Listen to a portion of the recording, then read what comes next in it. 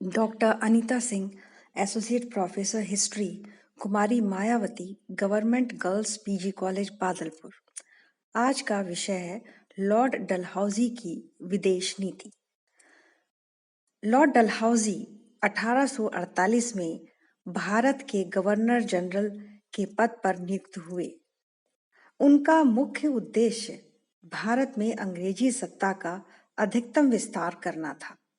अपने इस उद्देश्य को पाने के लिए उन्होंने विभिन्न उपायों का सहारा लिया। देशी राज्यों से युद्ध किया, कुशासन के आधार पर देशी राज्यों का अधिग्रहण किया, देशी राजाओं के पद पेंशन की समाप्ति तथा विलय का सिद्धांत भी अपनाया। भारत में ब्रिटिश विस्तार के लिए जिन उपायों का सहारा लिया, सबसे प्रमुख विलय की नीति थी। इस नीति का सहारा लेकर उन्होंने अनेक राज्यों को ब्रिटिश साम्राज्य में मिला लिया। गोद लेने की प्रथा के अंतर्गत संतानहीन शासक अपना उत्तराधिकारी चुन सकते थे। शुरुआती दौर में कंपनी सरकार इस व्यवस्था को मानती रही। उन्होंने अपनी मान्यता दे दी। 1825 में कंपनी ने स्पष्ट भी कर दिया कि भारतीय शासकों को हिंदी कानून के अनुसार गोद लेने का अधिकार है। अधीनस्थ राज्यों पर प्रभाव बनाए रखने के उद्देश्य से कंपनी ने बाद में इस नीति में संशोधन किया। उन्होंने ये व्यवस्था की कि कंपनी की अनुमति के बगैर कोई भी देशी राज्य अपना उत्तराधिकारी गोद नहीं ले सकता। हालांकि व्यवस्था बना तो दी, मगर गोद लेने के संबंध में कोई निश्चित नियम निर्धारित नहीं किया। कभी गोद लिए गए उत्तराधिकारी को मान्यता दी और कभी नहीं।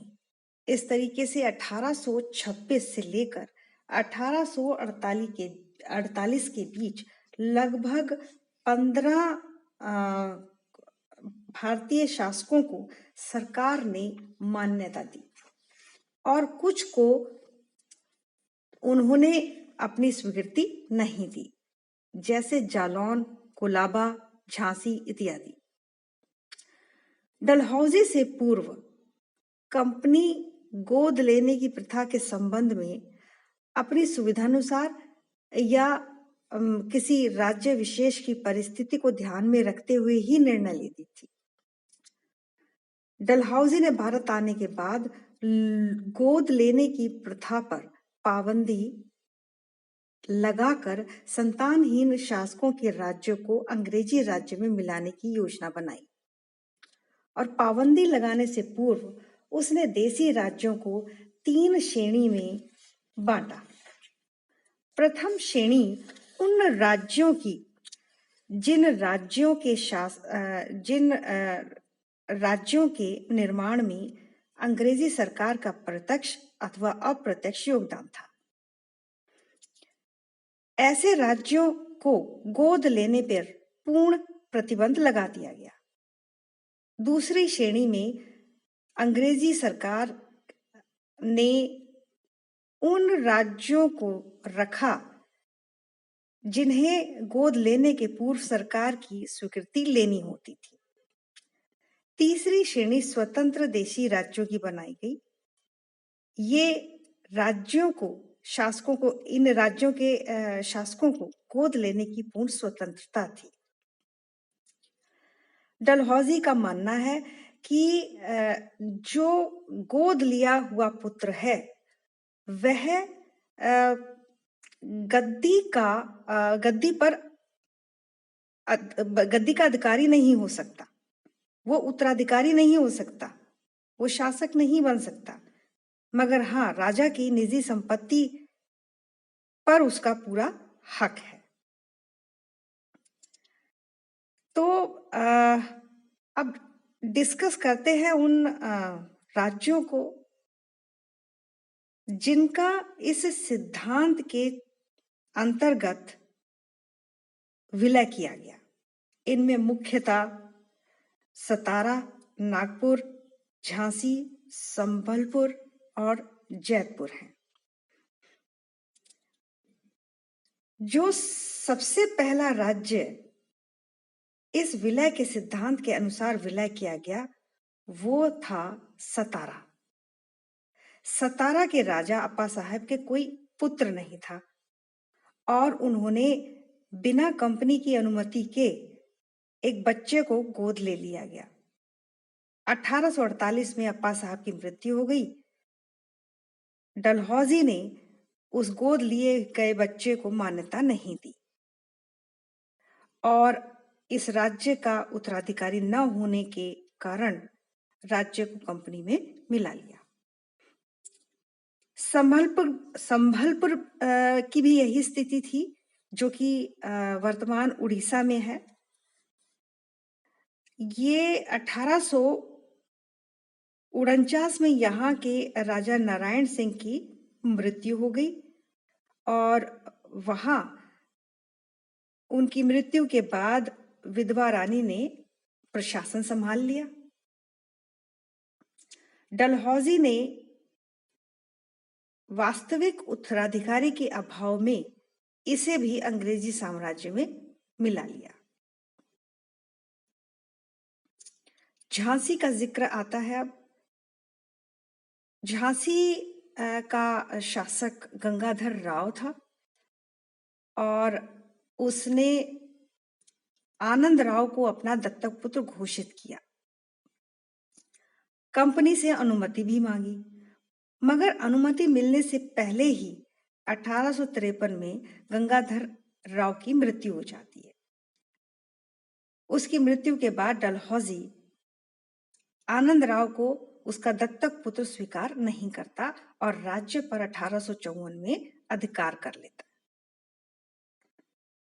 नागपुर के राजा राघोजी निसंतान थे और उन्होंने अपनी मृत्यु से पहले कंपनी से गोद लेने की अनुमति मांगी, मगर इससे पहले कि उनको अनुमति मिलती उनकी मृत्यु हो जाती है। इस बीच विधवा रानी यशवंत राव को गोद लेती है, मगर डलहौजी उसे उसका उत्तराधिकारी नहीं स्वीकार करता और 1853 में नागपुर का राज्य कंपनी के राज्य में मिला लिया जाता है। जैतपुर और उदयपुर, बाघात ये अन्य राज्य हैं जो इस नीति के शिकार बने। 1852 में उदयपुर, 1850 में बाघात और 1849 में जैतपुर, ये भी इसी आधार पर इन राज्यों का भी अंग्रेजी राज्य में विलय हो जाता है। डलहौजी के इस विलय के सिद्धांत की अनेक इतिहासकारों ने बड़ी आलोचना की है। सबसे पहले तो उनका कहना यह है कि ये जो राज्य हैं इनको डलहौजी ने किस आधार पर 3 श्रेणियों में विभक्त किया और किस अधिकार के साथ,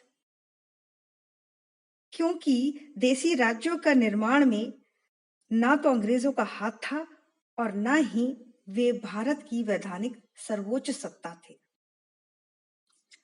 और देखा जाए तो भारत का सम्राट अभी भी मुगल सम्राट ही था और सैद्धांतिक रूप से सभी भारतीय राज्य उसी के अधीन थे। दूसरे, हिंदुओं में गोद लेने की प्रथा धार्मिक और कानूनी रूप से भी मान्य थी। तो किस आधार पर डलहौजी ने इन राज्यों को अंग्रेजी राज्यों में विलय किया? मगर कुछ ऐसे इतिहासकार हैं जिन्होंने डलहौजी की नीति की प्रशंसा की है। उनका मानना यह है कि डलहौजी ने इन देसी राज्यों को अंग्रेजी साम्राज्य में सम्मिलित करके उसकी प्रजा को अत्याचारी और निरंकुश शासन से मुक्ति दिलाई है। मगर देखा जाए तो हम ये कह सकते हैं कि ये कथन सही नहीं है। क्यों? क्योंकि इन राज्यों की जो ये कहा गया था कि निरंकुश शासन से मुक्ति दिलाई, वो उन्होंने इस आधार पर भी कहा कि इन राज्यों की जनता ने विलय का विरोध नहीं किया और इसीलिए जो है कहा गया कि ये जनता को मुक्ति दिलाई। डलहौजी ने स्वयं दावा किया था कि नागपुर, झांसी और अवध को जब अंग्रेजों ने विलय किया तो जनता ने इसका पूरा समर्थन किया। तो जाहिर बात है कि जनता समर्थन तभी करेगी जब उन्हें उसकी खुशी होगी। लेकिन डलहौजी का कथन ये गलत है। नागपुर और झांसी की जनता का असंतोष और अवध की जनता का 1857 के विद्रोह में भाग लेना इस बात का सबूत है कि जनता इन राज्यों के विलय से दुखी थी, वो खुश नहीं थी। डलहौजी की इस नीति के समर्थन में जो लेखकों ने कहा वो यहाँ पर सत्य प्रतीत नहीं होता। विलय के सिद्धांत के अलावा कुशासन के आधार पर भी कुछ राज्यों का अधिग्रहण किया गया। उनमें बरार और अवध हैं। अवध अवध अवध को भी उन्होंने कुशासन के आधार पर ग्रहण किया था। अवध के सामरिक और एवं राजनीतिक महत्व को देखते हुए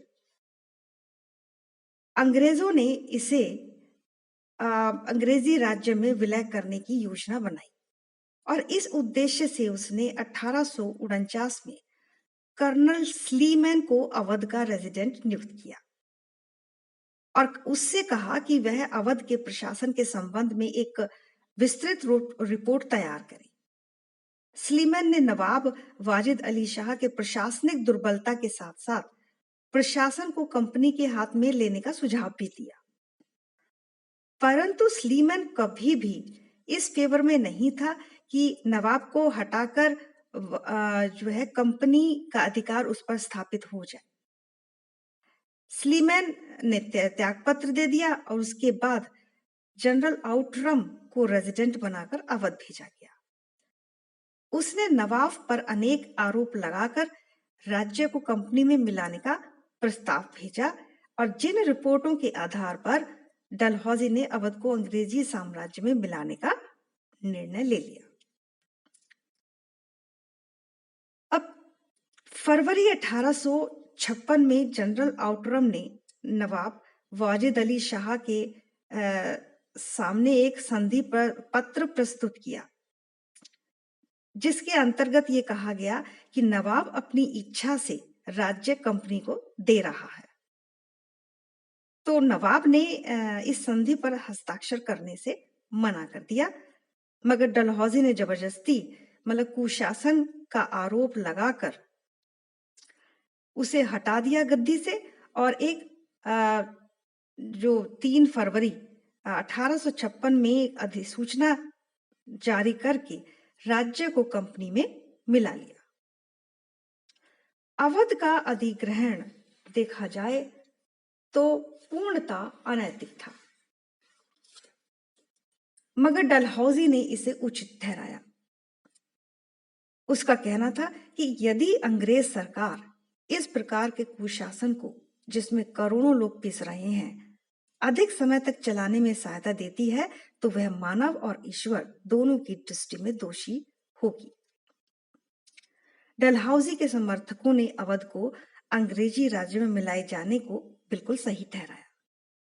लॉर्ड ऑकलैंड ने नवाब के साथ संधि करते हुए कहा था कि यदि शासन में सुधार नहीं हुआ तो अवध का शासन अंग्रेज अपने हाथ में ले लेंगे, उसने ऑकलैंड ने वार्निंग दी थी।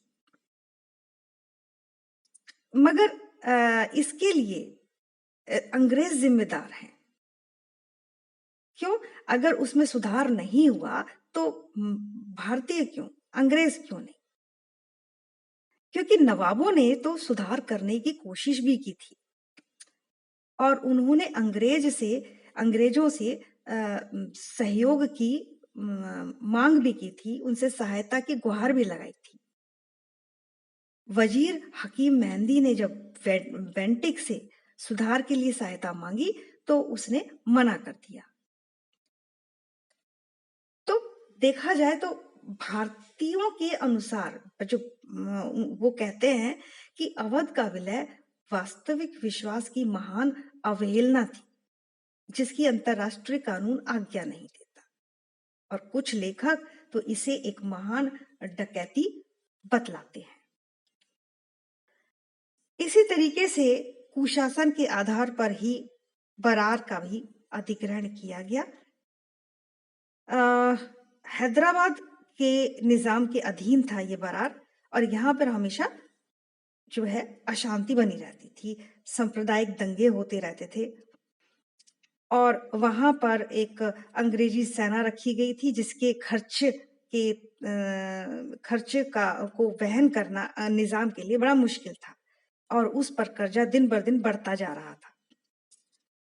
मगर डलहौजी साम्राज्यवादी प्रवृत्ति का व्यक्ति था, उसकी नजर बरार पर थी। क्यों? क्योंकि यहाँ पर कपास की अच्छी खेती होती थी और ऐसा उसका खुद का भी कहना था कि वहां पर इस क्षेत्र से 50 लाख वार्षिक कर की प्राप्ति होती है।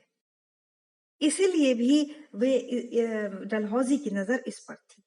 तो 1853 में उसने धन के बदले बरार प्रदेश देने पर निजाम को बाध्य कर दिया और इस तरीके से ये उपजाऊ क्षेत्र कंपनी में मिला लिया गया। तीसरे कुछ ऐसे राज्य हैं जिनको युद्ध के आधार पर कंपनी में शामिल किया गया। उनमें दो हैं, पंजाब तथा बर्मा। पंजाब यानी जो प्रथम आंग्ल सिख युद्ध हुआ उसके बाद स्थिति अच्छी नहीं थी। अंग्रेजों ने हस्तक्षेप शुरू कर दिया और 1848 में मुल्तान के गवर्नर मूलराज ने विद्रोह कर दिया, जिसकी की और ये जो विद्रोह था ये समस्त पंजाब में फैल गया और डलहौजी पंजाब को विलय करना चाहता था और ये उसके लिए एक बहुत सुनहरा मौका था। उसने इस स्थिति का लाभ उठाकर पूरे पंजाब का अधिग्रहण करने का निश्चय किया और उसने फिर 1848 में सिखों के विरुद्ध युद्ध की घोषणा कर दी। 1849 में बंदूकों के युद्ध में सिखों की भयंकर पराजय हुई और 29 मार्च 1849 को एक अधिसूचना द्वारा डलहौजी ने पंजाब को अंग्रेजी राज्य में मिला लिया। महाराजा दिलीप सिंह को पेंशन दी और अंग्रेजों ने शासन संभाला। पंजाब का विलय यद्यपि नैतिक दृष्टिकोण से अनुचित था, मगर राजनैतिक दृष्टिकोण से ये उचित और लाभदायक था, क्योंकि इससे अंग्रेजों के जो उत्तर पश्चिमी के जो दर्रे थे वो अंग्रेजों के अधीन आ गए। देखा जाए तो ये अनुचित इसलिए भी था इसका जो विलय, क्योंकि भैरोवाल की जो संधि हुई थी उसके अनुसार जो अंग्रेज रेजिडेंट थे वो महाराजा दिलीप सिंह के राज्य का संरक्षक था और अगर उस क्षेत्र में कोई विद्रोह होता है तो उसका उत्तरदायित्व तो अंग्रेजों का था, महाराजा का नहीं था। तो इस तरीके से डलहौजी ने पंजाब को अंग्रेजी साम्राज्य में मिला लिया। इसके बाद जो दूसरा राज्य है वो है बर्मा। इधर अंतरराष्ट्रीय पटल पर देखते हैं तो पाते हैं कि अमेरिका फ्रांस की शक्ति बढ़ रही थी और उसकी बढ़ती हुई शक्ति के कारण डलहौजी ने निर्णय लिया कि निचले बर्मा को साम्राज्य में शामिल कर लेगा। जल्दी ही उसे अपने उद्देश्य की प्राप्ति का अवसर भी मिल गया। 1837 में बर्मा के नए राजा थिरावड़ी ने यांडू की संधि को मान्यता नहीं दी। दूसरे अंग्रेजी रेजिडेंट को वहां से हटा भी दिया। तीसरे अंग्रेजों को वस्त्र एवं लकड़ी के व्यापार की अनुमति नहीं दी। इन कार्यों को देखते हुए डलहौजी ने इस पर कब्जा करने का निश्चय किया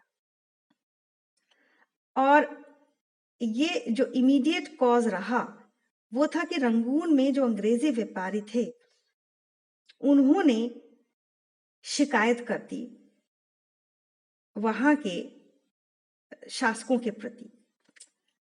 अंग्रेजों को मौका मिल गया और उन्होंने उस शिकायत पर कार्रवाई की और जिस समझौते बर्मा के साथ सरकार ने अपनी शर्तों पर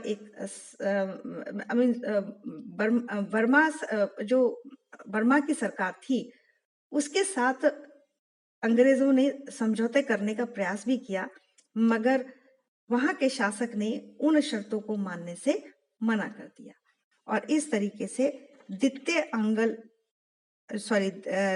आंग्ल बर्मा युद्ध की शुरुआत हुई। 1852 में द्वितीय आंग्ल बर्मा युद्ध आरंभ हुआ और अंग्रेजों ने जल्दी ही रंगून, बेसिन, पेगू तथा प्रोम जैसे महत्वपूर्ण नगरों पर अधिकार कर लिया। अब दोनों तरफ से कठिनाइयां थी। बर्मा आर्थिक कठिनाइयों के चलते इस युद्ध को खींचने के पक्ष में नहीं था और ना ही डलहौजी। तो डलहौजी ने एक अधिघोषणा जारी कर 20 दिसंबर 1852 को पेंगू यानी निचला बर्मा पर अधिकार कर लिया। तो इस विजय से निचले बर्मा के समस्त जो व्यापार था उस पर अंग्रेजों का अधिकार हो गया और इसके चलते चटगांव और सिंगापुर तक की समुद्री तट भी अंग्रेजों को प्राप्त हुआ। इस जीत से बर्मा पर उनका राजनीतिक प्रभाव बढ़ गया और भारतीय साम्राज्य की समुद्री मार्ग से सुरक्षा भी हो गई। तो इस तरीके से डलहौजी ने अपने साम्राज्य का विस्तार किया।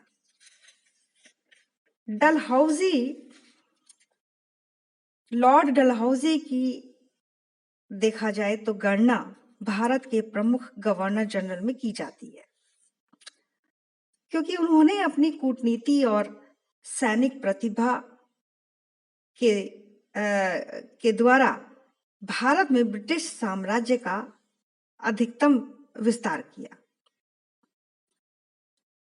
डलहौजी द्वारा जो ये राज्यों को हड़पने की नीति थी वो हालांकि सर्वथा अनुचित और अन्यायपूर्ण थी और इस नीतियों के कारण ही भारतीय नरेशों में असंतोष की भावना बढ़ गई, जिसका नतीजा 1857 की क्रांति थी। परंतु अगर देखा जाए तो डलहौजी की नीतियों के द्वारा ही भारत में अंग्रेजी हितों की सुरक्षा हो सकी। पंजाब और बर्मा पर डलहौजी की विजय ने ब्रिटिश साम्राज्य की सीमा को प्राकृतिक भौगोलिक सीमा तक पहुंचा दिया। सर विलियम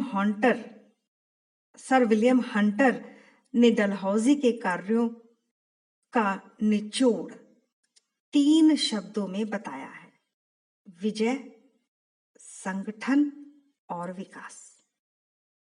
धन्यवाद।